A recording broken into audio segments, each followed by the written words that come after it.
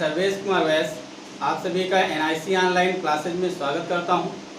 English grammar के अंतर्गत आज हम सभी ट्रांसलेशन के अंतर्गत टेंस पार्ट का अध्ययन करेंगे।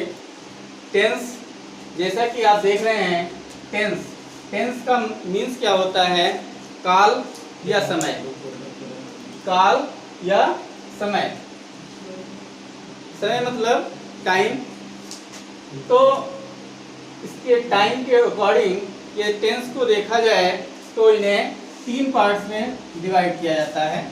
इसके 3 भाग होते हैं, प्रेजेंट, पास्ट एंड फ्यूचर। तो प्रेजेंट क्या होता है? प्रेजेंट को कहते हैं वर्तमान, पास्ट को कहते हैं भूतकाल और फ्यूचर को कहते हैं भविष्यकाल। तो प्रेजेंट वर्तमान काल क्या होता है? जो हमारे सामने जो भी कार्य घटित हो रहा होता है, जो भी घटना घटित हो रही होती है, उसे वर्तमान काल कहते हैं, प्रेजेंट टेंस कहते हैं। दूसरा होता है पास्ट टेंस। पास्ट टेंस मतलब क्या है? जो समय बीत गया, जो घटना घटित हो चुकी है पहले, वे क्या होते हैं? पास्ट के अंतर्गत आते हैं, भूतकाल में आते हैं। फ्यूचर में क्या है? जो आगे घटित होगा, उसे फ्यूचर टेंस कहते हैं। ठीक है, इनमें पहचान क्या होती है? प्रेजेंट में आता है, हूँ, हैं, हो। ठीक है, पास्ट में था, थी, थे और फ्यूचर में गा, गी, गे। तो इस तरह से आपने देखा, ये 3 पार्ट हैं टेंस के। जो घटना आज घटित हो रही है वो पहले घटित भी हो चुकी होगी और आगे घटित भी होगी। ऐसा नहीं कि अभी हो रहा है वही हुआ है, पहले नहीं हुआ। इसी आधार पे टेंस को 3 भागों में डिवाइड किया गया कि कुछ कार्य पहले हो चुका है, वो हो रहा है और आगे होगा। तो उस रूप में आप यहाँ पर देखें कि प्रेजेंट टेंस में के अंतर्गत 4 काइंड्स आती हैं। क्या आती हैं? काइंड्स। ये 4 काइंड्स होती हैं। वो कौन कौन सी हैं? फर्स्ट है इंडेफिनिट। इंडेफिनिट मतलब है, इसमें अगर देखें, ये अनिश्चित काल होता है, ता है। इसकी पहचान जो होती है वो ता है, ती है, ते है। देखें यहाँ पर प्रेजेंट इंडेफिनिट की पहचान क्या होती है? ता है, ती है, ते हैं, ता हूँ और अगर देखें तो ते हो। ठीक है, इस तरह से ये प्रेजेंट इंडेफिनिट की पहचान है। इसमें इसी तरह से दूसरी काइंड जो होती है कॉन्टिन्यूअस। कॉन्टिन्यूअस में क्या होता है? कोई कार्य जो हो रहा होता है वो जारी रहता है। ठीक है, जैसे यहाँ पर पहचान भी दी है, रहा है, रही है, रहे हैं। ठीक है, इसको ध्यान दें, क्या दिया है? रहा है, रही है, रहे हैं। इससे ये पता चल रहा है कि कोई कार्य हो रहा है। ठीक है, इसी तरह से थर्ड काइंड है परफेक्ट। परफेक्ट मतलब निश्चित रूप से कोई भी कार्य तुरंत ही हो चुका है, समाप्त हुआ है, वो भी प्रेजेंट में है। इसमें पहचान क्या आती है? चुका है, चुकी है, चुके हैं। या इसको देख लें, आ है, ई है, ए हैं। तो यहाँ पर अगर कॉमन चीज देखें तो अभी आप आगे जब देखेंगे पास्ट इंडेफिनिट में, तो वहां पर आ, ई, ए आ रहा है।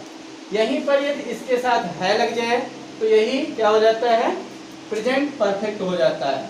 इसी तरह से ई के साथ है लग जाए तो प्रेजेंट परफेक्ट हो जाता है।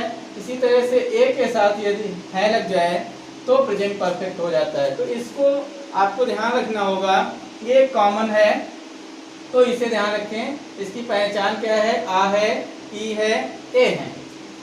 लास्ट इसमें काइंड्स है प्रेजेंट की, present perfect continuous. Perfect continuous में क्या होता है? इसमें बताते हैं, इसकी भी पहचान क्या है? रहा है, रही है, रहे हैं। ठीक है, इसमें एक विशेष चीज होती है, इसको आपको ध्यान रखना होता है, समय। इसमें समय दिया होता है और साथ में वर्ड दिया होता है से। देखिए, और भी टेंसेज में यदि आप देखेंगे तो उसमें भी समय दिया होगा, लेकिन उसमें क्या होगा? उसमें कोई समय निश्चित दिया होगा कि इतने समय ये कार्य हुआ, इतने समय तक वापस आया। और भी कई प्रकार से दिया होगा। लेकिन प्रेजेंट परफेक्ट कंटिन्यूअस या किसी भी परफेक्ट कंटिन्यूअस टेंस में क्या होता है, समय से, मतलब उस समय से वो कार्य हो रहा है या उस समय से कार्य जारी है। तो ये बात यहाँ पर दर्शाई जाती है। तो समय के साथ जब भी देखेंगे तो से वर्ड दिया होगा, इससे आप तुरंत पहचान जाएंगे कि ये परफेक्ट कंटिन्यूअस टेंस है।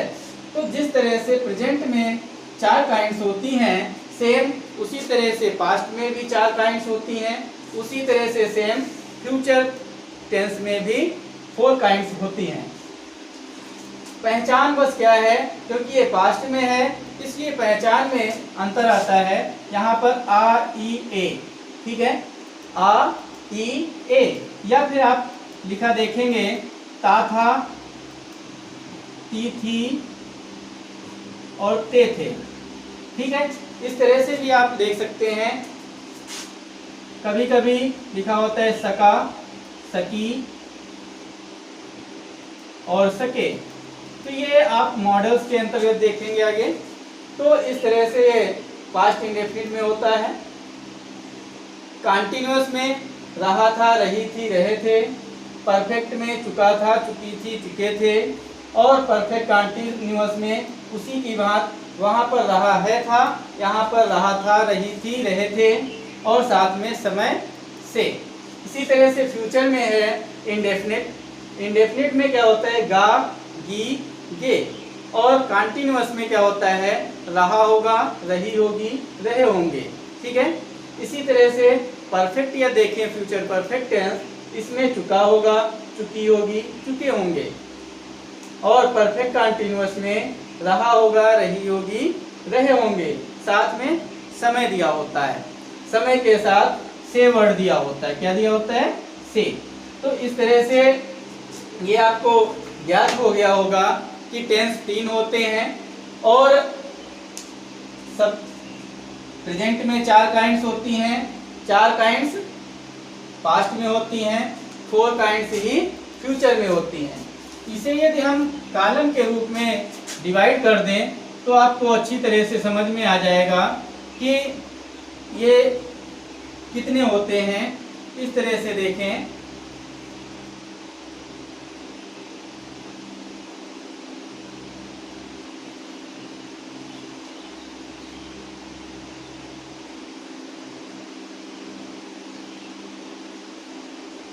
इसको हम कॉलम को 1 नंबर कर दें, इसे 2 नंबर, इसे 3 नंबर, इसे 4, 5, 6, 7, 8, 9,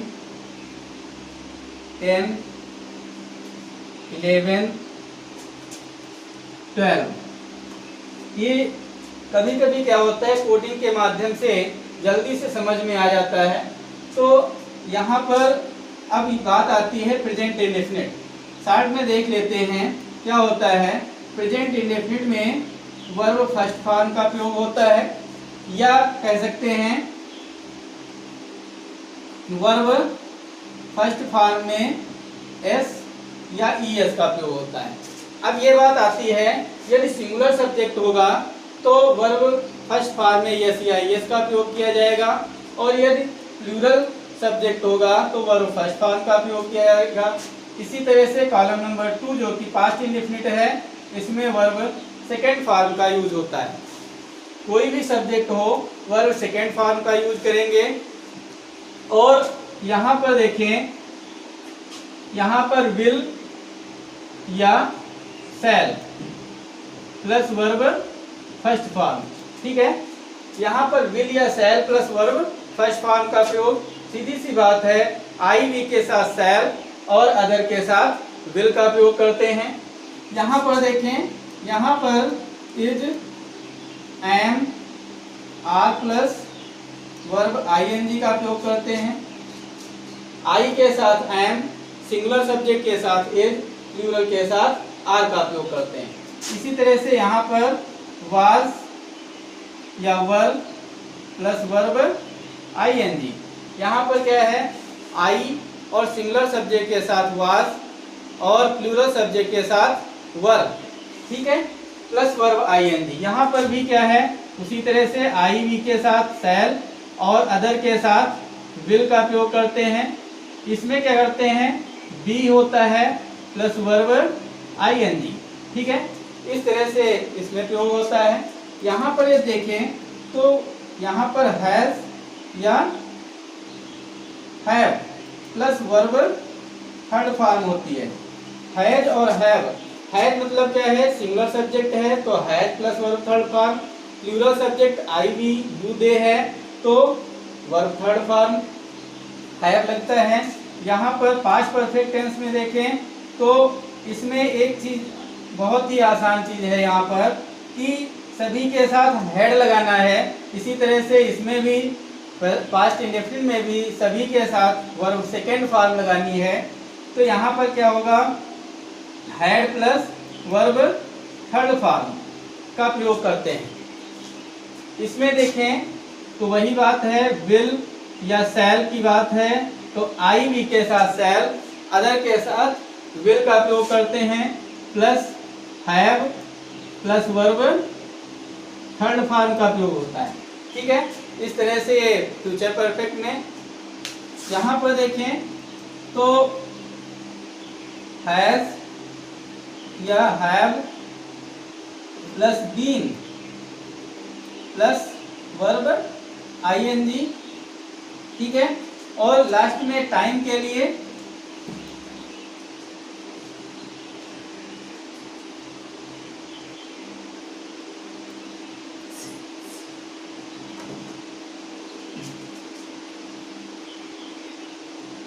ठीक है। तो यहाँ पर क्या हो गया, यहाँ पर देखें सिंस या फॉर लगता है, फिर समय से दिया है तो उसके लिए टाइम। इसी तरह से इसमें भी क्या करते हैं, इसमें had been plus verb ing plus since for plus time, ठीक है। सब्जेक्ट यहाँ पर कोई भी हो सभी के साथ हैड लगना है। और यहाँ पर भी इसी तरह से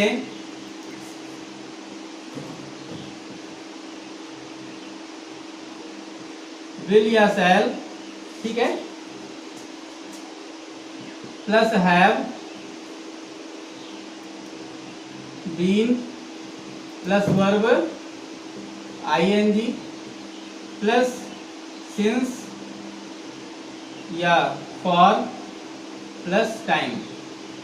तो इस तरह से आपने ये देखा कि हर एक टेंस की पहचान क्या है, उसमें कौन सी वर्ब प्रयोग हो रही है और किस तरह से प्रयोग किया जाएगा। पहचान किससे हम समझेंगे, किस सब्जेक्ट के साथ कौन सा सी वर्ब प्रयोग की जाएगी। तो इसे आप अच्छी तरह से देखें, बार बार देखें, क्योंकि जब तक आप कई बार इसे नहीं देखेंगे, वीडियो को पूरा देखें, चैनल को सब्सक्राइब करें, वीडियो को लाइक करें, यदि पसंद आया है तो लाइक करें और कमेंट करें। यदि आपको कोई प्रॉब्लम समझने में आ रही है तो वो हमें कमेंट करके अवश्य बताएं और अधिक से अधिक इसे शेयर करें।